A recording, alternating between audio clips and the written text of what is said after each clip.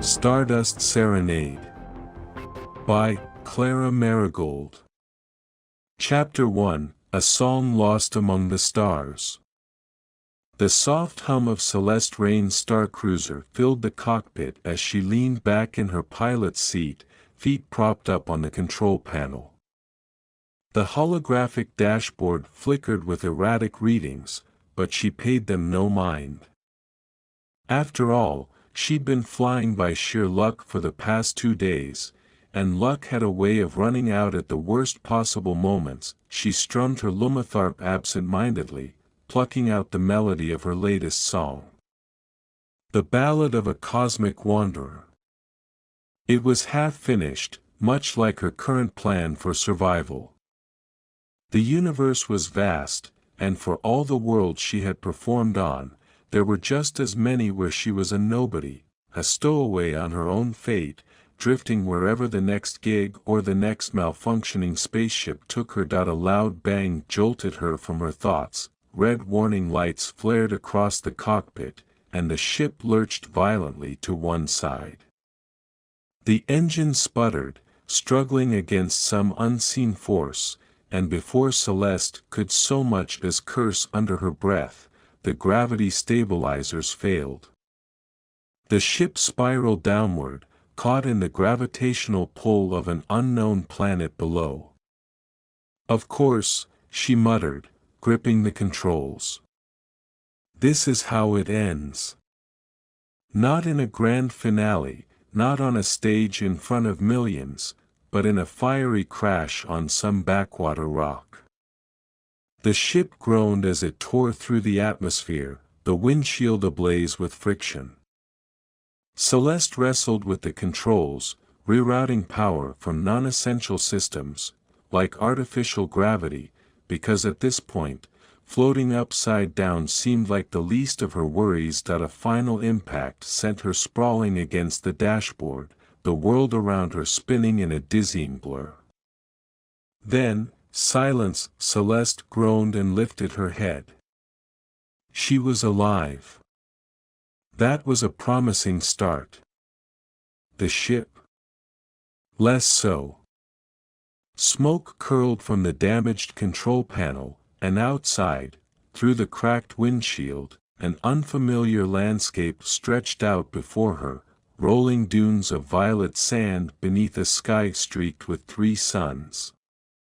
"Great," she muttered. "Guess I'll have to add 'Crash Survivor' to my resume." She reached for her communicator, hoping to send a distress signal, but it was completely fried. Just as she was about to let out a groan of frustration, a shadow loomed over the windshield. A figure stood outside, tall, broad-shouldered, and covered in oil-streaked work clothes. He wore a pair of tinted goggles pushed up onto his forehead, and in his hands, he held a peculiar wrench-like tool that glowed faintly at the edges. Celeste squinted at him. "Please tell me you're a rescue team and not an alien scavenger looking to sell my ship for parts." The man tilted his head. Then, in a voice as smooth as a well-tuned engine, he replied, "That depends. Are you willing to trade?" And just like that, Celeste knew she had landed in the middle of something far more interesting than she'd bargained for. Chapter 2, Sparks and Starlight. Celeste stared at the man outside her ship, blinking through the thin haze of smoke curling from the damaged control panel. His stance was casual, yet confident, as if watching rogue star cruisers crash land in the middle of nowhere was just another Tuesday for him. "Trade?" she repeated, pushing herself upright in the pilot's seat. "I don't even know where I am, and you want to barter?" The man shrugged, shifting his grip on the glowing wrench. "That depends. Do you want to get off this planet, or do you plan on turning this wreck into your new home?" Celeste frowned. "I'd like to file a complaint with your tourism board." "Yeah, good luck with that," he said, lips twitching in amusement. Welcome to Velmara 7. No tourism board, no fancy resorts. Just sand, scrap, and a whole lot of things that want to eat you if you're not careful. Charming, Celeste muttered, rubbing her temples. She had no idea how she'd even ended up here. Her ship's navigation system must have been malfunctioning for longer than she'd realized. The man crossed his arms, studying her with a mix of curiosity and skepticism. You got a name, or should I just call you Crash Site? Celeste Rain, she said, standing up and dusting off her jacket. And you are? Orion Vance, he replied. Mechanic, scavenger, and the only guy within 100 miles who knows how to fix things. Celeste glanced at the remains of her ship. Yeah. You think you can fix this? Orion let out a low whistle, stepping closer and resting a hand on the hull. It's seen better days. But if your hyperdrive is intact, you might have a chance. Celeste exhaled. Great. And if it's not? Then I hope you like Velmara 7. Orion smirked, tapping the side of the ship. Now, what exactly do you have to trade? Celeste folded her arms. I just survived a crash. I don't exactly have a bag of credits on me. Credits don't mean much out here, Orion said. I'm talking about skills, talents, something useful. Celeste arched an eyebrow. I'm a musician. Unless you want a personal concert, I don't see how that helps. To her surprise, Orion actually looked thoughtful. A musician, huh? Well, I haven't had much entertainment lately. You're joking. Half joking. He nodded toward the ship. But if you want me to patch this up, we'll need to work something out. It's not just about fixing it, it's about getting the parts, and those don't come free. Celeste sighed, glancing up at the triple suns overhead. The heat was already making her regret wearing leather boots. She had no other options, no communicator, and no backup plan. Fine, she said. You help me fix my ship, and I'll, play you a song every night.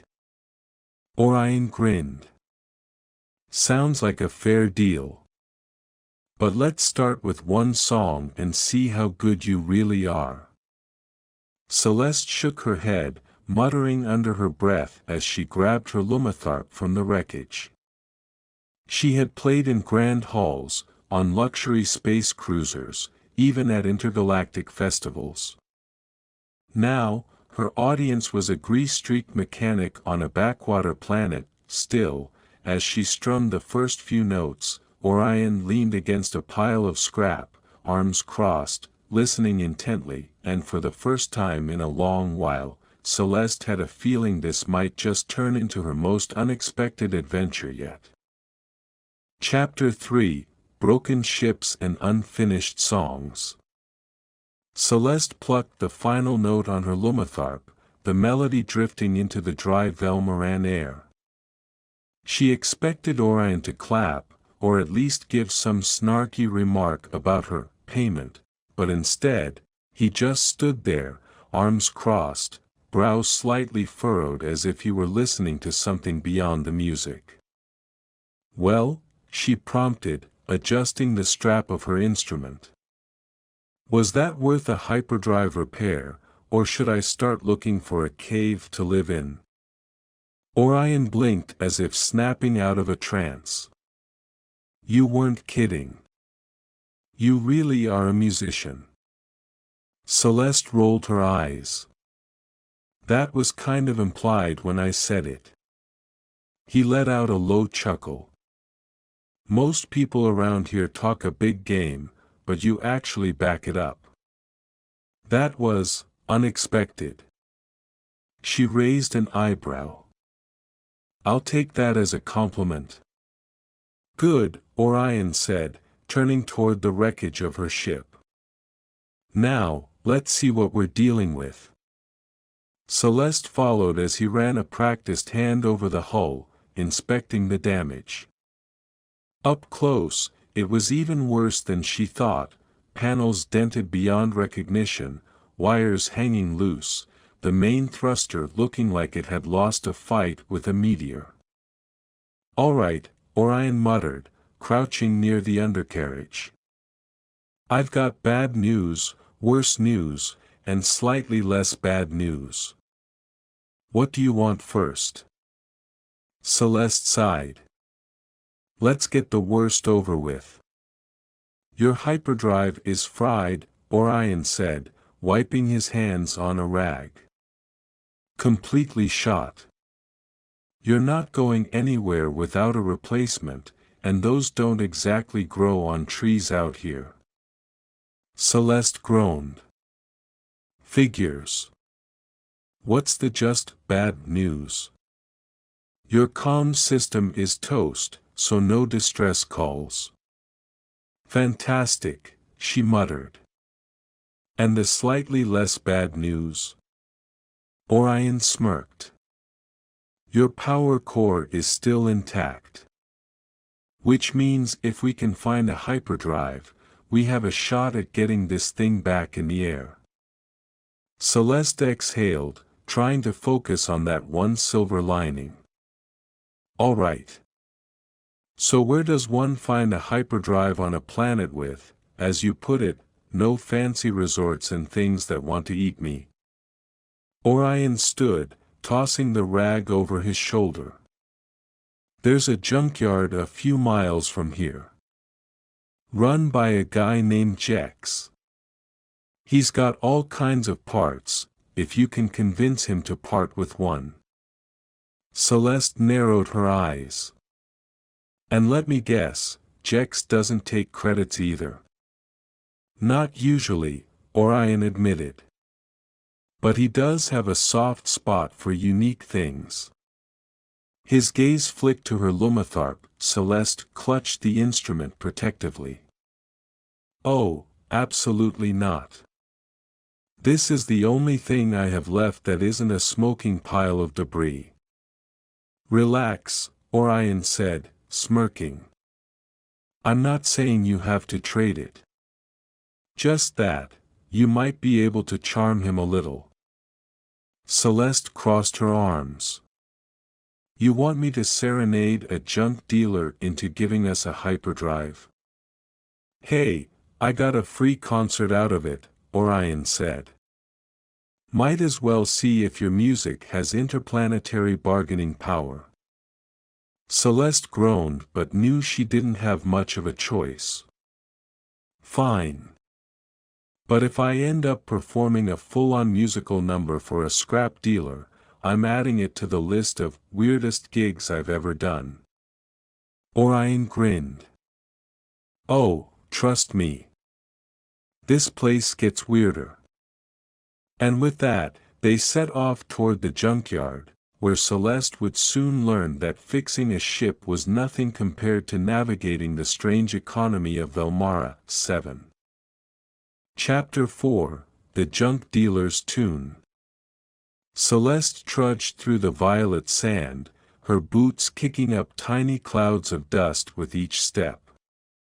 The heat of Velmara 7's triple suns pressed down on her, and she was already regretting not grabbing a drink before setting off. Ahead, Orion walked at an easy pace, like he was built for this kind of wasteland trekking.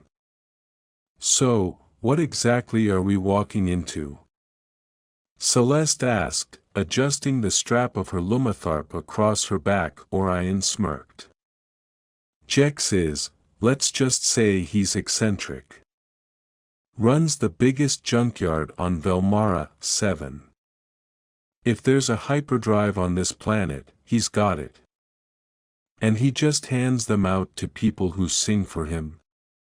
Not exactly, Orion admitted. But he loves rare things. Unusual tech, stories, and music, especially music. If you can impress him, we might just walk away with what we need. Celeste sighed. Great. No pressure. As they crested a hill, the junkyard came into view, a sprawling maze of scrap, towering piles of broken machinery, and makeshift structures cobbled together from old starships. A giant metal archway marked the entrance, rusted letters spelling out JEX's Emporium of Wonders. Celeste raised an eyebrow. Wonders, huh? You'd be surprised, Orion muttered. They stepped through the archway, and almost immediately, a mechanical bird swooped down from one of the scrap heaps, its metal wings clicking as it hovered in front of them. Its beady red eyes scanned them before letting out a garbled screech. State your business or face immediate. Oh hey, Orion. Celeste blinked. Did that bird just change its mind halfway through threatening us? Orion chuckled. Yeah, JEX's security system has personality. He gave the bird a casual salute. We're here to see JEX. Got something to trade. The bird flapped its wings and let out a static-filled beep. Proceed. And don't touch anything unless you want to lose a hand. Celeste decided she liked this bird. They weaved through the junkyard, past stacks of rusting ship hulls and bins overflowing with old circuit boards. Finally, they reached a small, dome-shaped shack with an oversized neon sign that read, JEX knows best. The door slid open with a creak, and out stepped a short, wiry man with wild white hair and goggles that magnified his eyes to cartoonish proportions. He wore a patchwork coat covered in various glowing buttons, wires, and trinkets, as if he himself was part of his collection. Orion Vance. JEX cackled, throwing his arms wide. You finally came to trade that terrible attitude of yours for something useful.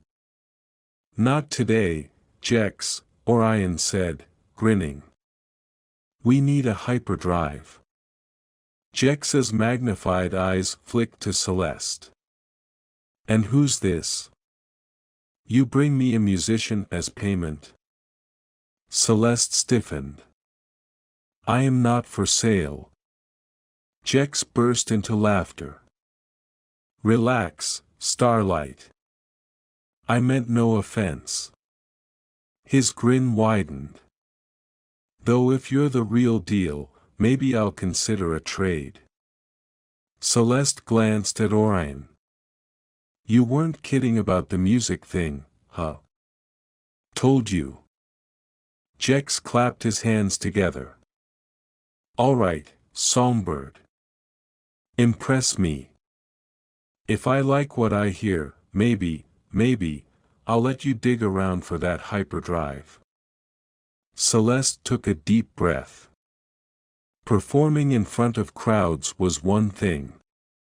Singing for a junk dealer in the middle of a scrapyard?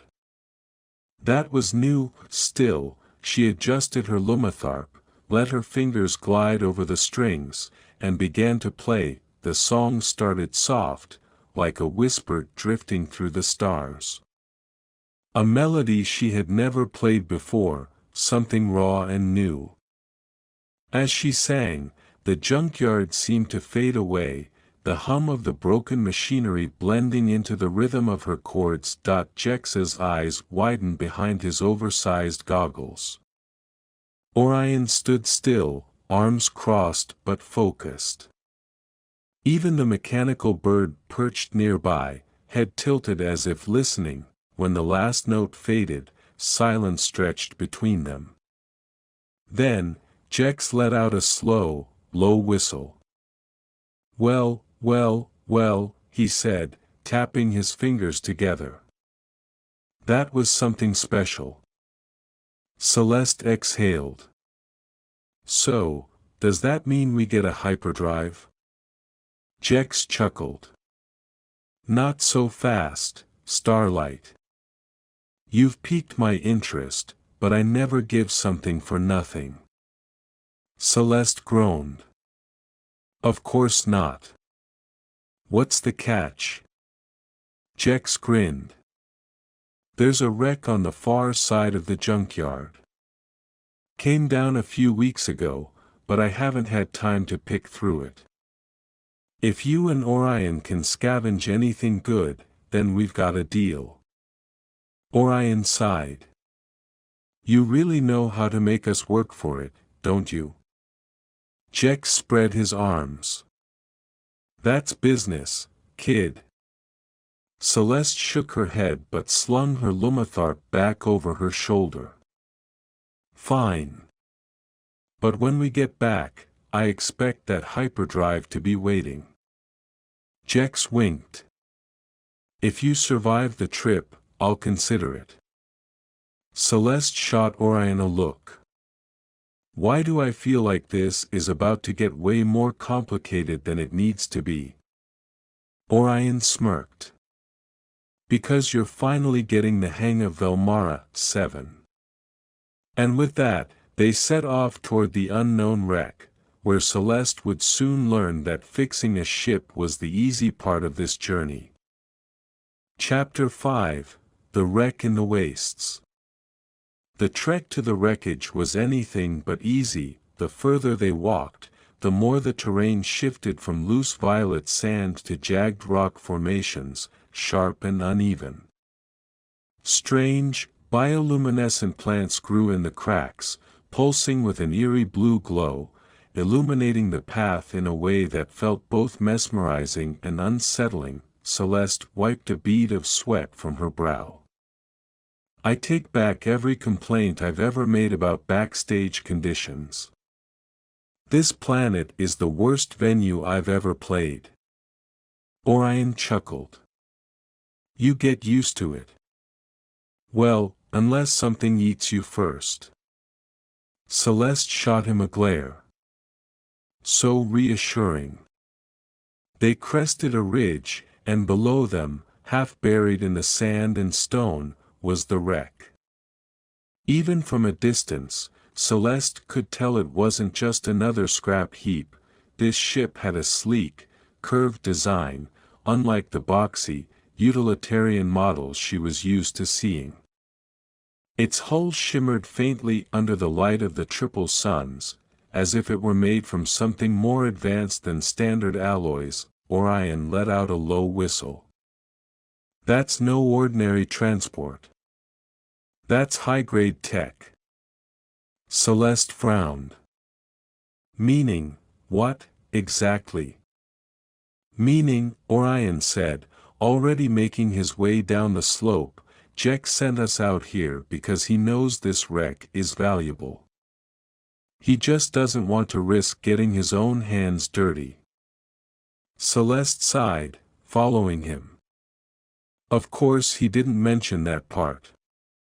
As they got closer, the air grew strangely still. The usual ambient hum of Velmara 7's insect-like creatures had vanished. Celeste felt a prickle on the back of her neck, like the planet itself was holding its breath. Orion slowed, scanning the area with a wary gaze. Something's off. Celeste swallowed. Define off.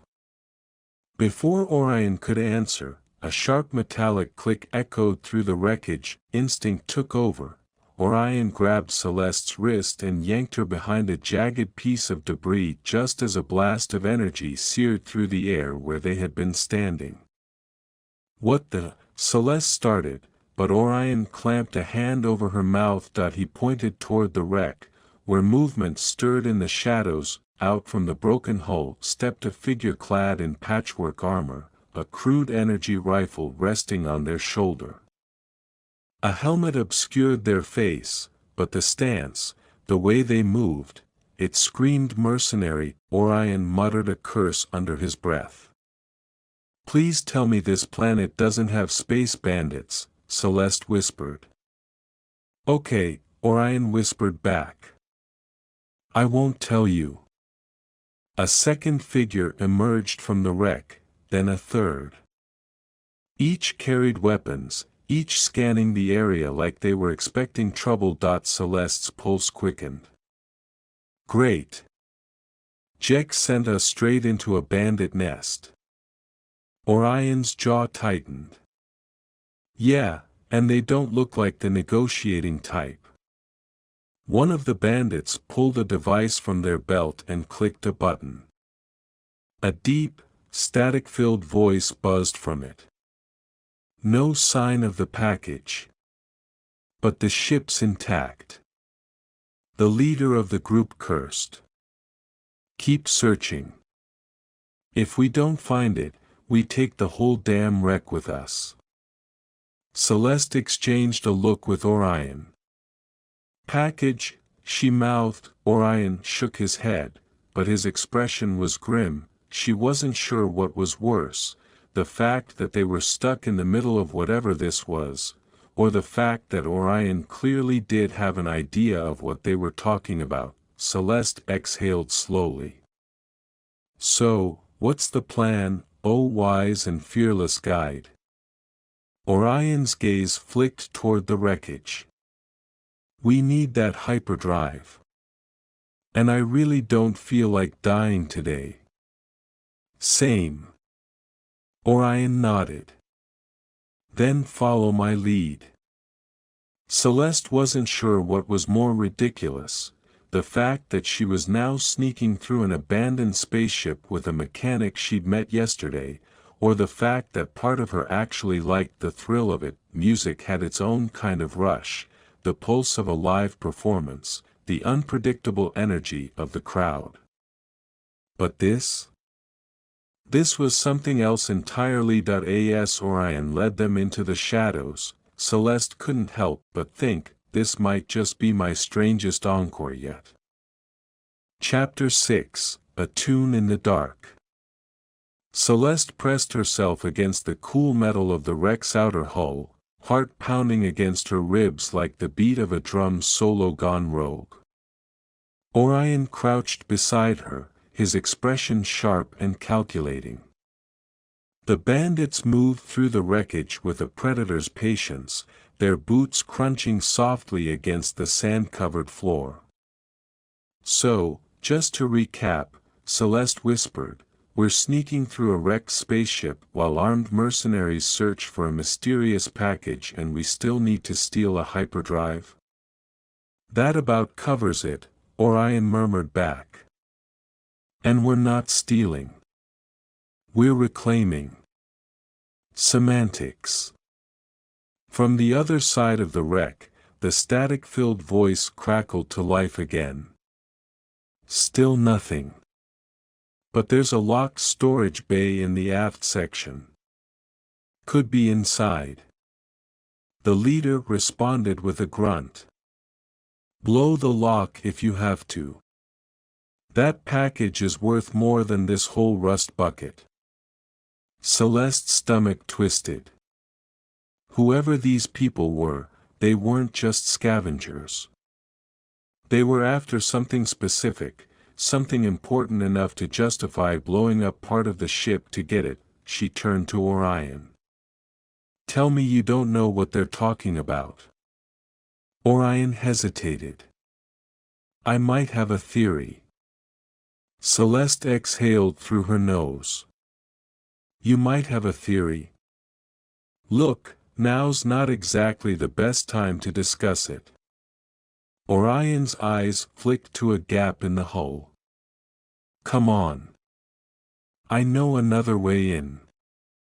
Before Celeste could argue, he was already moving, keeping low as he slipped through a twisted doorway.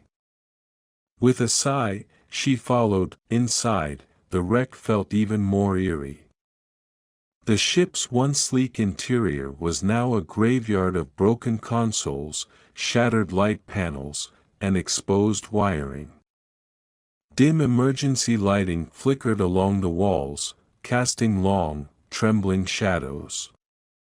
"So," Celeste said, keeping her voice low, "what's the plan?"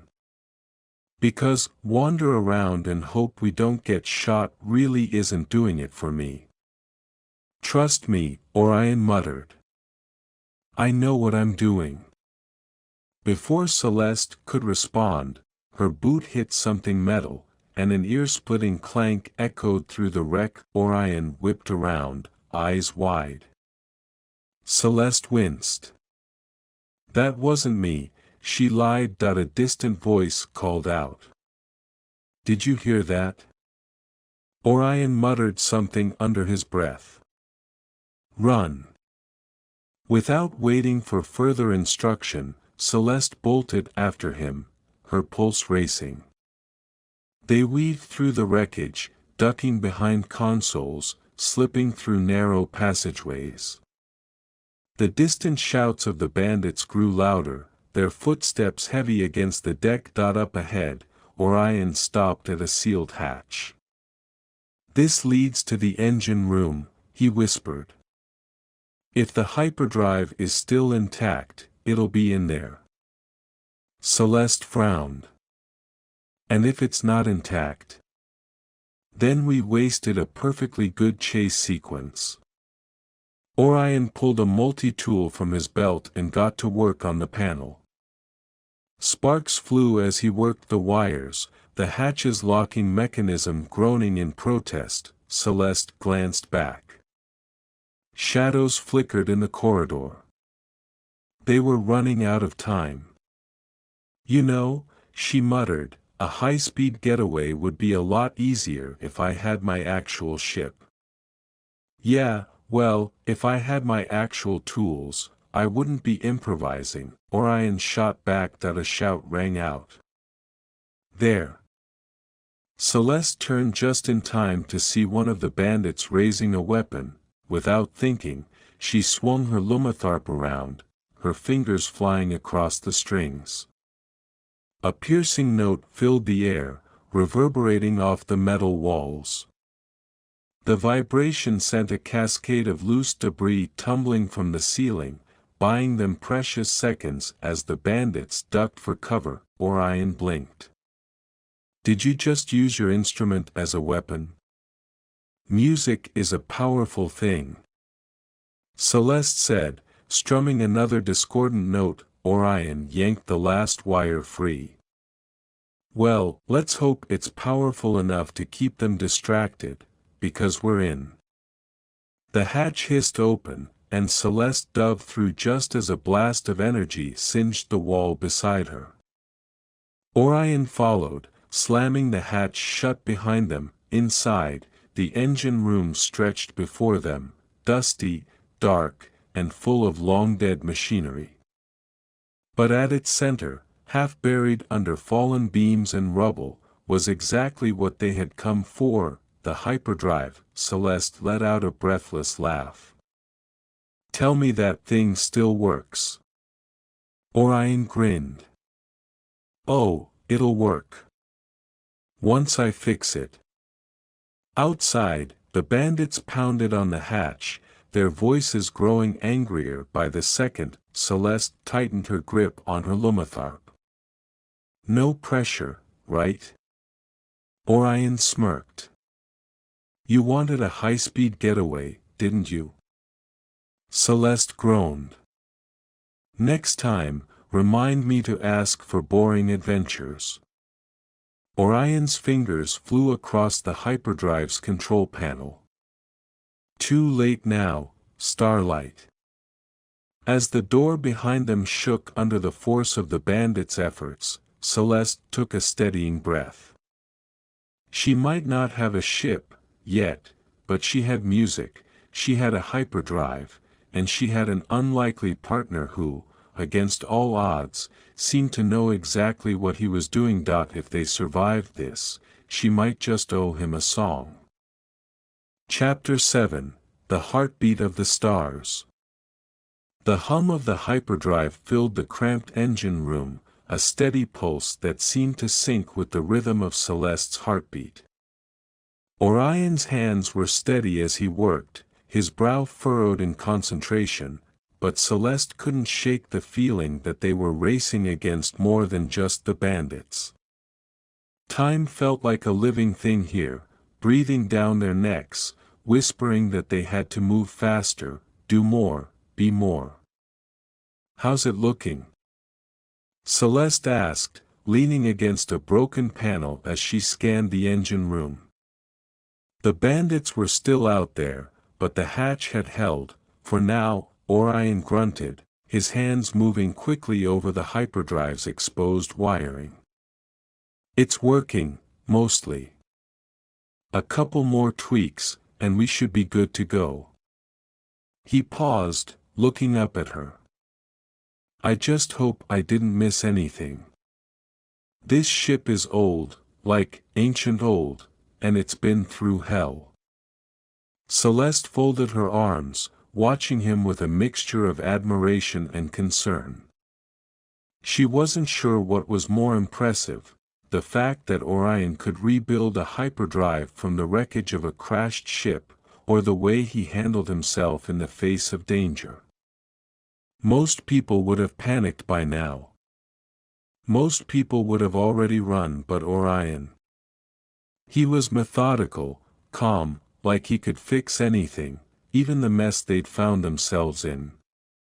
"Will it fly?" she asked, her voice softening. Orion glanced up, a small smile tugging at the corner of his lips.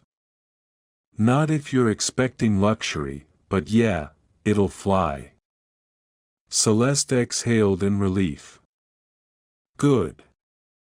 Because if I'm going to get off this planet, I'd prefer it to be in something with at least some speed." She took a step closer to him, watching as his hands deftly rewired a busted circuit.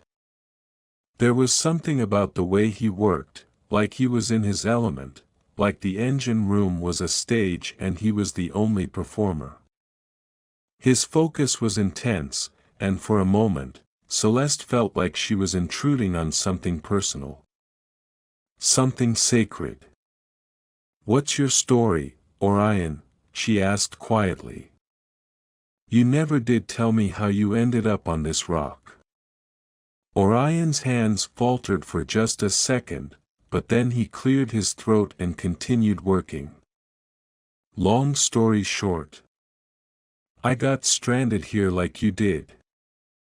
This place was supposed to be a shortcut, a simple refuel stop, but something went wrong."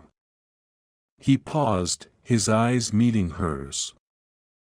"I ended up working for Jex, fixing things that were beyond fixing." Celeste raised an eyebrow. "And that's it? You're just stuck here?" Orion's smile was bittersweet. "Sometimes, you take the wrong turn and end up somewhere you never expected to be. You get used to it." He paused again, his fingers hovering over the controls. "But I'm getting out of here. Just need to get this ship flying first."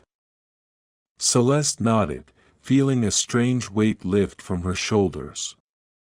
She'd always believed in music as an escape, but here, with Orion in the dim glow of the engine room, she was starting to believe that maybe there were other ways to escape. Other ways to find freedom. "Well," Celeste said, her voice lighter now, "I'm glad you're here. I mean, where else would I find someone who can fix a ship like this in under 2 hours?" Orion looked up at her, his expression softening. "You'd be surprised what a little creativity can do." The sudden hiss of the hatch door startled them both, and Celeste's heart skipped a beat. "Not again," Orion muttered, his hands immediately going to the weapons stash in the corner of the room. "Looks like we're out of time." Celeste's hand instinctively went to her lumitharp. If it came to it, she wasn't going down without a fight. The weaponized notes she could summon from her instrument weren't as powerful as a blaster, but they were enough to buy them some time. And time was something they were quickly running out of. The door slammed open, and a bandit stepped into the room, his weapon raised. But before he could react, Celeste struck a chord, sending a shock wave of sound that knocked him off his feet. "Stay down!" Celeste shouted, her breath coming faster as she stood in a defensive stance. Orion grabbed the blaster from the corner, pointing it at the fallen bandit. "Get up and I'll make sure you never get another job." The bandit groaned but stayed down, clearly realizing that they were out of their depth, but more were coming.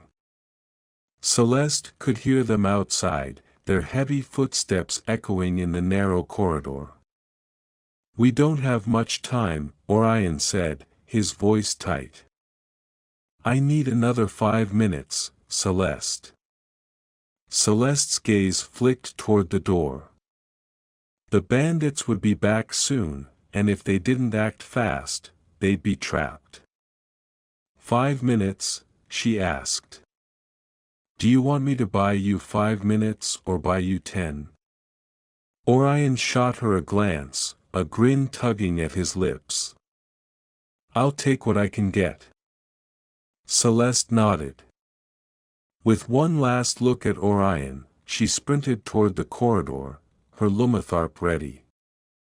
"Stay safe," Orion called after her. "Always do," she shot back over her shoulder, her fingers already dancing across the strings. The bandits weren't expecting her. They hadn't anticipated a fight. And as Celeste let loose a barrage of sonic waves, she couldn't help but feel a thrill. This was what she did best. Music wasn't just her escape, it was her weapon. And here, in the heart of this wrecked spaceship, it might just be the key to her freedom. But as she faced down the mercenaries in the flickering, uncertain light, Celeste couldn't help but wonder, was this what it felt like to play in a galaxy that might just be listening? Chapter 8, The Symphony of Escape. The cold, metallic clang of boots echoed down the corridor as Celeste sprinted, weaving through the ship's narrow hallways with a grace born of years of evading danger. The air was thick with the scent of burning circuits and ozone, a sign that the skirmish had left more than just a few bruises on the ship. But she didn't have time to worry about that. Not now. Not while they were still trying to get out. Her lumitharp was slung across her back, but she wasn't using it now. She was relying on her agility, the sharpness of her reflexes. She could hear the bandits closing in behind her, their voices muffled by the ship's hull but growing louder with every step. They were hunting her, and that wasn't a game Celeste ever played lightly, but something else kept pushing her forward, something she hadn't expected when she first crashed on this planet, Orion. The thought of him, his easy smile and steady hands, gave her the strength to keep running. The connection between them had grown stronger over the past few days, more than just a shared goal of survival. It was the bond of two people who, despite the odds, had found something worth fighting for. As Celeste rounded a corner, she spotted one of the bandits ahead, standing by the access hatch.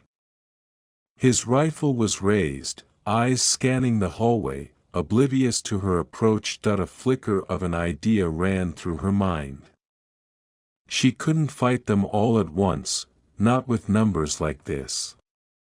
But she could outsmart them. She reached for her lumitharp, the familiar weight of the instrument grounding her as her fingers hovered over the strings. The sound of the ship's engine thrummed beneath her feet, a steady heartbeat that pulsed with the life of the vessel. The bandit turned just as she strummed a low, resonant chord, the vibration sending a shockwave through the walls that he flinched, disoriented, and that was all the time she needed. With a fluid motion, Celeste launched herself forward, closing the gap between them in a heartbeat. The bandit never saw her coming. She knocked his rifle aside and, using her body as leverage, twisted his arm behind his back, forcing him to the ground. "Stay down," she hissed, tightening her grip. For a moment, there was silence. Then, with a groan, the bandit struggled beneath her, but he didn't fight back hard enough to break free. Celeste stood up, her pulse racing, but she didn't take her eyes off him. The sound of footsteps behind her made her turn, but before she could react, a sharp voice called out. "Let him go, lady. Or I swear, you won't get out of here in one piece." It was the leader of the group. The one she'd learned to fear over the last few days, but this time, Celeste wasn't afraid. She was determined. She could hear the faint echo of Orion's voice in her mind, steady and sure, reminding her that they had to finish what they started. "I don't think you're in a position to make demands," Celeste said, her voice low and confident, her hand still clutching the bandit's arm. "You're the ones who've overstayed your welcome." A laugh echoed from behind her. It was the leader. "You think you can take us all on? You're outnumbered." "Outnumbered?" Celeste tilted her head, her lips curving into a smirk. "I've faced worse odds.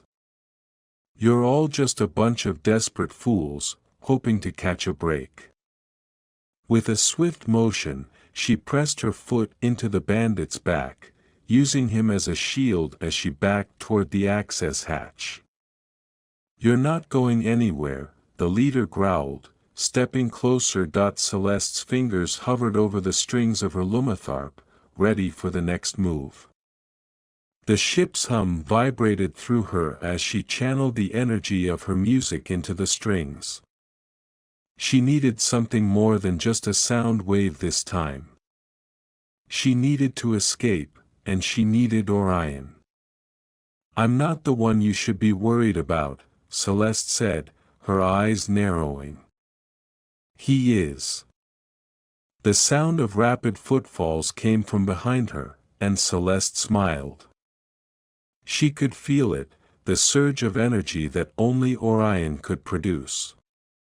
He had the timing down to a science, and Celeste knew exactly what he was about to do. Orion appeared in the doorway, blaster raised, his eyes cool and calculating. "You might want to reconsider your options," he said, voice dripping with calm confidence. The leader's face twisted into a sneer. "You think you can take us on with just a blaster and what is that thing?" His gaze flicked to Celeste's lumitharp. "You're about to find out," Celeste said with a grin. In the split second before the bandits could react, she let out a sharp chord from her lumitharp, sending a shockwave of sound that slammed into the walls, rattling the floor beneath them. The bandits scrambled, disoriented by the powerful sonic force that filled the corridor, but it was already too late. Orion fired, hitting the leader square in the shoulder. The man cried out in pain, dropping to the floor, and the rest of his crew hesitated, just long enough for Celeste and Orion to make their move. "Now!" Celeste shouted, her heart pounding in her chest. Together, they rushed toward the access hatch. Orion's hand slammed against the control panel, opening the door to the outside. The wind howled in the distance as they ran toward the makeshift ship, the one that would carry them to freedom, but even as they ran, Celeste felt a flicker of doubt. Were they truly free? Or was this just another temporary escape, one that would eventually come to an end? Orion turned to her, his face determined but soft. "We'll make it," he said, his voice firm. "I won't let anything happen to you." She nodded, feeling the weight of his words settle over her. It wasn't just the ship they were escaping, it was the uncertainty of everything else, but for the first time in days, Celeste didn't feel so alone. And that, she realized, was enough, for now. Chapter 9, The Melody of Hope. The soft hum of the ship's engines filled the air, a comforting lull that rocked Celeste in her seat as she stared out at the swirling expanse of stars beyond the viewport. Her fingers were absent-mindedly tracing the edge of her lumitharp, the faintest echo of a melody hanging in the air. The tension of their narrow escape still lingered in her body, but with each passing moment, the weight of their flight seemed to lessen. Orion sat across from her, his eyes scanning the control panel with a focused intensity, his hands moving deftly over the instruments, ensuring the ship's systems were stable. Every now and then, he would glance at her, a quiet understanding passing between them, as though the unspoken bond they had forged in such a short time was already as deep as it was fragile. "Are we clear?" Celeste asked, her voice breaking the silence as she looked over at him, her brow furrowed. Orion nodded, his lips curling into a smile that was more tired than triumphant. "For now, but we've got to lay low. I don't think those bandits will stop hunting us just because we slipped away once." She leaned back, allowing her body to relax against the smooth leather of her seat. "You're right. But we've made it this far, haven't we?" Orion's smile faltered slightly, as if he was considering her words more seriously than he had intended. "Yeah, we have. But I'll feel better when we're somewhere safe, away from all this." Celeste nodded, her fingers now absent-mindedly strumming a few gentle chords on her lumitharp. The soft sound seemed to fill the cabin, mingling with the hum of the engines, creating a warm cocoon around them. It was the sound of reassurance, of everything she had been through, of everything they had overcome together. The music was always with her, an inseparable part of who she was, but today, it felt different. It wasn't just a performance or a means of expression. The notes felt like a message, a promise of hope and healing. She wasn't running anymore. She wasn't fighting for mere survival. She was beginning to believe, for the first time in a long while, that she could actually find a place where she could belong. And maybe, just maybe, it could be with Orion. The ship jolted suddenly, the sound of the engine sputtering for a fraction of a second before kicking back into a steady hum. Celeste's eyes flew to Orion, who immediately started tapping commands into the control panel, his fingers a blur of movement. "What's happening?" she asked, leaning forward, her heart rate picking up as she felt the familiar spark of danger flicker through her veins. Orion frowned. "We're losing power to the secondary engines. Could be an issue with the flux regulator." Celeste's stomach twisted at the thought of being stranded again. They couldn't afford to slow down, not now. She stood, moving toward the back of the ship, where the engine room lay, a place she had only barely glanced at in their rushed departure. "We need to fix it now, or we're sitting ducks," she said, her voice urgent but steady. "I'll help." Orion shot her a look, one of both concern and admiration. "Celeste, you're a musician, not an engineer." Her lips curled into a playful smile. "I've learned a few things in my travels. Besides, if you think I'm going to sit here while we risk being caught again, you're sorely mistaken." He chuckled, the sound echoing through the cabin with a warmth that momentarily eased the tension between them. "All right. But if we get blown up because you accidentally hit the wrong button, I'll make sure the music sounds good when it happens," she quipped. They made their way to the engine room, the small space cramped with wires and exposed circuits. The flickering lights cast long shadows across the walls, and the smell of overheating machinery lingered in the air. Celeste knelt beside the regulator panel, her fingers brushing over the delicate circuitry. Her heart raced, not from fear, but from the focus it took to concentrate on the task at hand. She wasn't a mechanical genius, but she'd learned to fix enough broken things during her time as an intergalactic traveler. A broken engine was just another puzzle to solve. Orion moved beside her, leaning over her shoulder to offer his advice and expertise. Together, they worked in a practiced silence, the occasional hum of machinery filling the air, until the room was filled with the rhythmic clicking of tools and the occasional murmur of encouragement. Minutes stretched into what felt like hours as they worked together in harmony, their hands moving like clockwork, synchronizing in ways that neither of them had fully anticipated. It wasn't just the engine that they were repairing, it was something deeper, something unspoken that lingered in the air between them. Finally, Orion let out a triumphant sigh. "There. That should do it.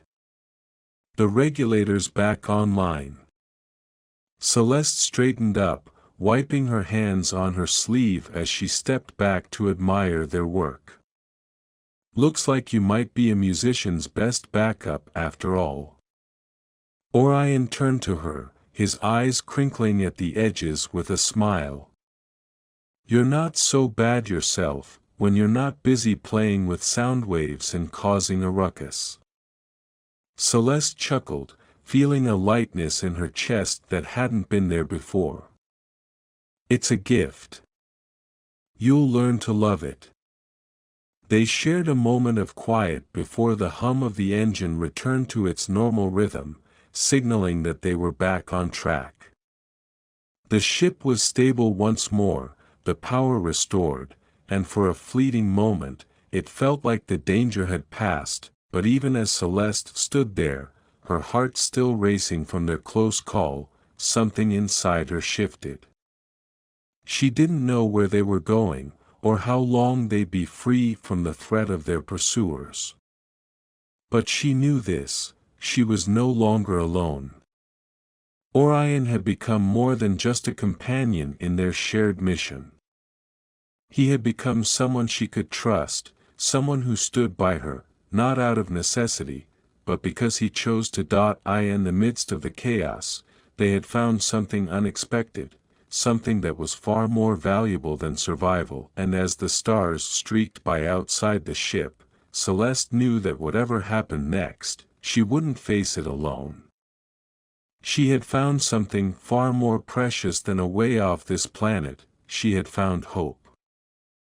Chapter 10: The Final Note. The stars stretched out before them like a canvas, endless and full of possibilities. The ship's engines hummed steadily, carrying them through the deep silence of space, but Celeste was no longer focused on the vast expanse outside. Her thoughts were fixed firmly on the man beside her, on the journey they had shared, and the one they were about to embark on. Orion sat in the captain's seat, his hands steady on the controls, but his mind seemed elsewhere. He glanced over at her, his eyes momentarily catching the light, soft and familiar. "You know," Celeste began, her voice light, almost teasing, "I think we've earned a break. A real one. No more running, no more danger." She allowed a grin to tug at the corners of her lips. "Just music, and maybe a few decent meals." Orion smirked, though there was a glint of something deeper in his eyes. And no more broken engines, he added, his voice just as light. Definitely no more broken engines, Celeste agreed, her fingers finding the familiar shape of her lumitharp, resting it gently in her lap. She strummed a few chords absently, the notes floating into the air like whispers of their shared journey. It was the sound of peace, of a battle fought and won, not with weapons, but with determination and trust. They had each given something to make this possible. And now, they had something to hold on to. Orion shifted slightly, the hint of a question in his eyes. So, what's next for you, Celeste? Now that you're free from all of this? She paused, her fingers stilling on the strings of the lumitharp. I don't know, she said honestly, her voice soft. I used to think I had it all figured out. The next gig, the next planet. But now, I'm not sure. I've never really had the time to just breathe, to be still. I've spent so much time running, fleeing from danger, chasing the next performance, trying to escape the past. She looked up, her gaze meeting his. But now, for the first time, I think I'd like to stay. Maybe, not just here, but here, with you. Orion's expression softened, his eyes narrowing slightly as he processed her words. A moment passed between them, heavy with unspoken understanding, before he finally spoke. I think I'd like that too, he said quietly, his voice sincere. I've spent most of my life working with my hands, fixing things, putting things back together. But I never realized how much I needed something more. Something whole. He looked down, his fingers tightening on the controls. Maybe it's time for both of us to stop running. The words lingered in the air between them, thick with the promise of something unspoken, something that neither of them had dared to acknowledge until now. But they both knew it was there, this thread that connected them, fragile yet strong, woven through every moment they had shared. It was the bond they had built, slowly and carefully, over the course of their journey. And now, it was all they needed. Celeste smiled, a slow, soft curve of her lips. So, no more running. No more running, Orion confirmed with a nod, his eyes warm and steady as he met her gaze. She nodded, her heart light, the final piece falling into place. Then, let's make a home out of the stars. The ship continued its quiet journey through the cosmos, the light of distant galaxies stretching out before them. It was a new beginning, a chapter they had written together, one that had begun with chaos and uncertainty, but had blossomed into something unexpected, something lasting. Celeste's fingers danced over the strings of her lumitharp once more, the melody floating into the silence of space. It was a song for the future, for all the unknowns that lay ahead. A song for hope. A song for love. And as the stars shimmered beyond the viewport, Celeste realized that for the first time in a long while, she didn't need to search for a way home, because home was wherever they were together. And the final note of her song hung in the air, resonating with the promise of what was to come. The journey was far from over. It was just beginning, and they were ready for it. Together.